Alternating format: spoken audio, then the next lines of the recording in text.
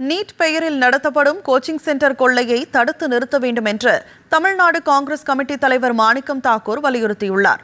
தருமபுரி மாவட்டம் பாலக்கோட்டை அடுத்த எண்டப்பட்டி கிராமத்தில் நீட் தேர்வு அச்சத்தால் தற்கொலை செய்து கொண்டு உயிரிழந்த மாணவி ரோஷினியின் இல்லத்திற்கு எம்பிக்கள் விஜய் வசந்த், கிறிஸ்டபர் திலக் ஆகியோருடன் சென்ற அவர் மாணவியின் குடும்பத்தினருக்கு ஆறுதல் கூறினார்.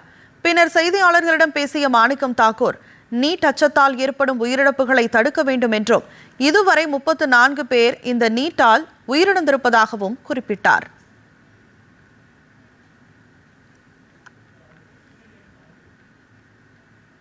அந்த குடும்பங்களுக்கு அடுத்து என்ன பண்ணணும்ன்றது அவருடைய படிப்பு மற்றும் மற்ற அவருடைய குழந்தைகளுடைய படிப்பு பற்றி பேசிட்டு வர்றோம். அதற்கான நடவடிக்கை எடுத்துட்டு வர்றோம்.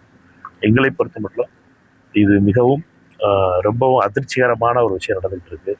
இதுவரைக்கும் தமிழ்நாட்டில் 34 குழந்தைகள் தற்கொலை பண்ணிக்கிட்டு இருக்காங்க. அனிதால தொடங்கி இதுவரைக்கும் தற்கொலைங்கிறது 34 பேருடைய தற்கொலைகளாக இருக்கு. அதுவும் நீட்டுனால தற்கொலை.